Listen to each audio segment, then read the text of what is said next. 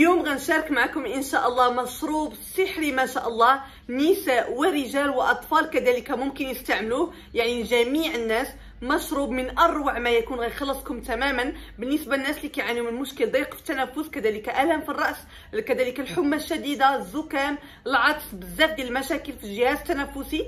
هذا المشروب هذا كالسحر ما شاء الله، كيعالجكم علاج تام، مكونات اقتصاديه وطبيعيه، وكذلك بجوج مكونات فقط.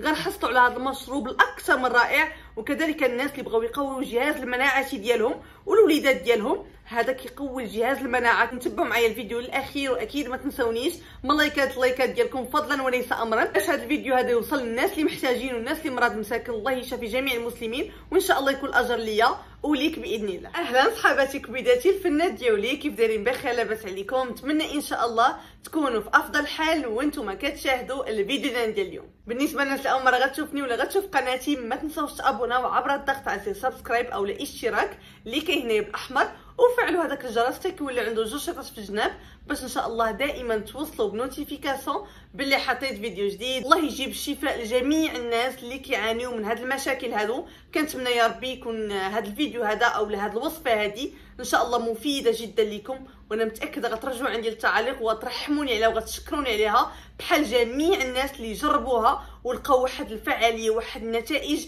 في 3 ايام الاولى. كيف ما قلت لكم بمكونين فقط غادي نحضروا هذه الوصفه هذه الرائعه اللي كتخلصكم من ضيق التنفس، كذلك الزكام، العطس، الم في الراس، الم في الصدر، الشقيقه، الحمى الشديده، بزاف ديال المشاكل كيعانيو منها بزاف الناس مع هذا الفصل هذا، وكذلك مع هذا المرض هذا اللي هو منتشر في العالم. الله يعافينا ويعافيكم. داكشي علاش تبعوا معايا الفيديو من الاول حتى الاخر باش ما تزقلوا حتى شي حاجه. وقبل ما نبداو الفيديو ديالنا كيف ما العاده، اللهم صل وسلم على سيدنا محمد وعلى اله واصحابه اجمعين. حسنتم صليوا على نبينا في لي كومونتير باش ان شاء الله يكون الاجر ليا وليكم بحول الله. ودابا غندوزو نشان المكونات الوصفه مع طريقه التحضير. تبعوا معايا الفيديو. كتفرج في الفيديو بالغرض ديال الشفاء ليك انت، اولا كتفرج في هذا الفيديو هذا بغرض الشفاء لشخص اخر، كنتمنى الله يشافي جميع الناس يا رب العالمين، ويرفع لنا هذا المرض هذا اللي غير العالم باكمله. هذه الوصفه هذه غنشارك معكم اليوم رحمه للوالدين، غادي نترجعوا عندي ان شاء الله التعاليق وغنترحموني عليها باذن الله. وصفه عجيبه غتهنيكم وغادي تشافيكم باذن الله تعالى، كلشي باذن الله سبحانه وتعالى.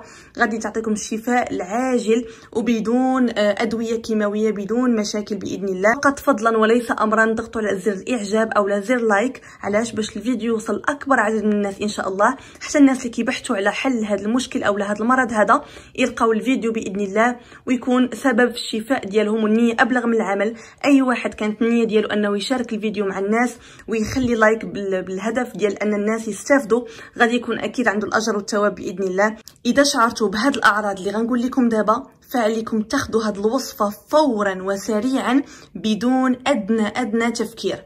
الا كان العطس، الزكام، الم في الراس، الم في الصدر، الحمى، يعني 5 اشياء. الا حسيتي بهاد الاعراض هادو او لا غير واحد منهم، فما عليك الا بهاد الوصفه هذه تاخذها سريعا بدون تفكير.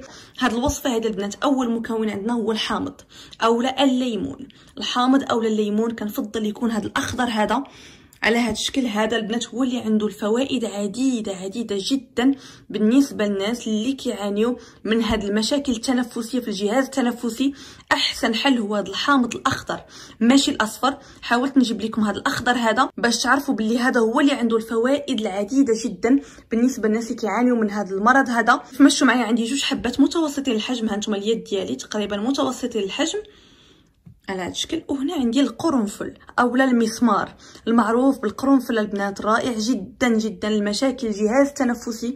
الناس اللي عندهم يعني ضيق في التنفس، عندهم هذا المرض هذا اللي ما نقدرش نقول الاسم ديالو، غيتوقف ليا الفيديو، نتوما اكيد عارفينه، اللي غير لنا العالم باكمله وحنا مازالين كنعانيو منه لحد الان، وبزاف الناس اللي تصابوا منه. هذا المكون هذا عجيب جدا. الناس اللي كيعانيو من هذا المرض هذا ما عليكم الا بهذا المكون، وكذلك المكون ديال الحامض الاخضر او الليمون الاخضر. القرنفل اكيد غناخذو غادي نطحنو في الدار على هذا الشكل هذا، غادي نطحنوه في الطحانه ديالكم حتى غيولي هكا بودره على شكل بحال كيبان بحال القهوه، غيولي بحال هكا. غنستعملو بهذه الطريقه هذه. غنجيب واحد الكاس اللي غيكون فيه الماء ساخن، هانتوما هذا الكاس فيه الماء ساخن، الماء مغلي. وغنديروا اول حاجه غادي ناخذوا الليمون اولا الحامض.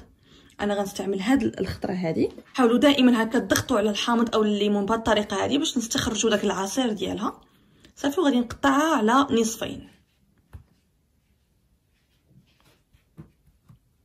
لا حبيباتي على هذا الشكل هذا. اكيد هذه الوصفه هذه النساء ورجال وكذلك الاطفال. بالنسبه للاطفال غنشارك معكم شحال تقريبا الكميه والمقدار اللي غتستعملوا في القرنفل. داكشي علاش كنقول لكم تبعوا معايا الفيديو للاخير باش هكا تحضروه مرحله بمرحله. تزيدوا ما تنقصوا في المقدار ديال اي مكون من هادشي اللي عطيتكم، ما تزيدوا فيه حتى شي حاجه وما تنقصوا منه حتى شي حاجه، لان اي حاجه كتزاد على الحد ديالها عاوتاني كتنقلب للضد ديالها. حاولوا انكم كذلك داك اللب ديال الحامض او اللب ديال الليمون يهبط في الوصفه ديالنا اولا في الماء ديالنا.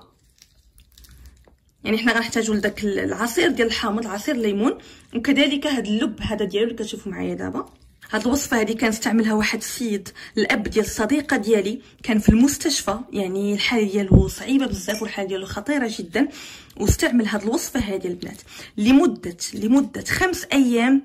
شاف راسو ولا بخير وعلى خير، بدون ادويه كيماويه، بدون حتى شي حاجه، ولا الحمد لله بخير واسترجع الصحه ديالو. العقبه ان شاء الله لجميع الناس اللي كيتفرجوا فيا في هذا الفيديو هذا وكيعرفوا شي شخص يعني كيعاني من هذا المشكل، يصيفطوا لي هذا الفيديو او هذه الوصفه هذه، وان شاء الله باذن الله غادي نشوفوا نتائج زوينه بزاف. ولكم فقط ترجعوا عندي التعليق وتردوا عليا الاخبار باش هكا اي واحد شاف التعليق ديالكم يزيد يتشجع ويجرب الوصفه باذن الله. دونك على هذا الشكل هذا غادي تقريبا ندير واحد ليمونه، حيت انا عندي الليمون متوسط الحجم. الا عندكم الليمون او الحامض صغير استعملوا 2 حبات. انا هنا عندي متوسط الحجم، غادي نستعمل فقط ليمونه كامله. الله يجعل البركه. من بعد ما عصرت هذاك الليمون او الحامض في هذا الماء المغلي من الماء الساخن على هذا الشكل، كيف ما شفتوا معايا اللون ديال الماء كيتبدل تماما مع هذاك الحامض، غادي نضيف هنايا واحد المعلقه صغيره، غادي نضيف هنا واحد المعلقه صغيره من القرنفل المطحون على هذا الشكل هذا. وغادي نخلط مزيان مزيان مزيان مزيان هاد المكونات هادو. وبالنسبه للناس اللي عندهم الاطفال، يعني شي واحد مريض باقي صغير، استعملوا فقط راس معلقه من القرنفل المطحون، راس معلقه. واللي كان شي واحد يعني بالغ وكبير استعملوا معلقه صغيره من القرنفل المطحون. كيف ما كنقول لكم راه البنات المقدار ديال كل مكون مهم جدا في هذه الوصفه هذه باش ان شاء الله الوصفه تعطيكم نتيجه. هذه الوصفه هذه كحد اقصى كتعطيكم نتائج في 5 ايام، هذه كحد اقصى 5 ايام كتعطيكم نتائج. وكاينين الناس اللي في اليوم الاول جابت هذه الوصفه معاهم نتيجه رائعه جدا، وحسوا باللي التنفس ديالهم او الجهاز التنفسي ولا بخير وعلى خير. نتوما راكم عارفين هذا المرض هذا اللي كيف ما قلت لكم ما نقدرش نقول الاسم ديالو باش ما توقفش لي الفيديو. هذا المرض هذا اللي كيضرب الجهاز التنفسي، احسن حل ليه هو هذا المشروب هذا باذن الله تعالى. غتوليو بخير في اليوم الاول، كتحسوا بالجهاز التنفسي ديالكم ولا مرتاح، كتنفسوا مزيان الحمد لله، كتحسوا براسكم بخير. وكاين ناس كيستجب معاهم هذا المشروب هذا في 3 ايام، وحد اقصى كيف ما قلت لكم هو 5 ايام. طريقه الاستعمال ديال هذا المشروب السحري هذا، غادي نشربوا كاس في النهار، كاس واحد فقط من هذا المشروب هذا في اليوم ديالكم من بعد اي وجبه بغيتو. نتوما كيبقى لكم الاختيار من بعد وجبه الافطار او الغداء او العشاء، ولكن كنصيحه مني شربوه بعد وجبه العشاء. علاش؟ باش هكا نيشان تمشيو تنعسوا وتدفاو تغطاو هكا على البرد، يعني اون فوا تشربوه تغطاو على البرد وتنعسوا ديريكتومون. شربوا ان شاء الله كاس كامل بهذا الشكل هذا بلا ما تصفيوه بلا حتى شي حاجه، يعني تخليوه كيف ما هو بدون تصفيه بدون حتى شي حاجه باش هكا تستافدوا من الفوائد ديالو اكثر واكثر. كذلك واحد الحاجه تشربوه وهو دافي ماشي بارد، لانكم راكم عارفين داك المرض اللي منتشر دابا في جميع انحاء العالم، راه لا قدر الله ضروري من انكم تاخذوا شي حاجه اللي هي دافيه والحاجه اللي هي سخونه. ابتعدوا كل الابتعاد على الحاجه اللي هي بارده. دونك يستحسن هذا المشروب تاخذوه وهو دافي يوميا. كيف ما قلت لكم راه في 3 ايام الاولى غادي تحسوا ما شاء الله بالجهاز التنفسي ديالكم تحسن. كذلك ما شاء الله الناس اللي كيعانيو من الزكام من العطس ما غيبقاش نهائيا عندكم هاد المشاكل. ليكم والوليدات ديالكم كذلك كيف ما قلت لكم ممكن اي واحد يستعملو، والناس اللي بغاو يديروا الوقايه ليهم والوليدات ديالهم ممكن كذلك تستخدموه كوقايه وباش يقوي الجهاز المناعي ديالكم.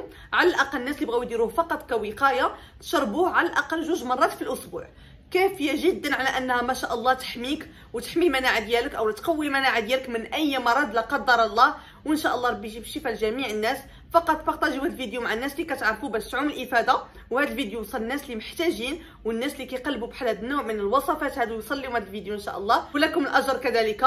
واي واحد جرب هذه الوصفه هذه يرجع عندي التعاليق ويكتب لي شهاده حق فهاد الوصفه وهذا المشروب السحري هذا. انقرا جميع التعاليق ديالكم في اسفل الفيديو. تلقاو فيديو جاي ان شاء الله بخير وعلى خير، بوسه كبيره لكم، باي باي.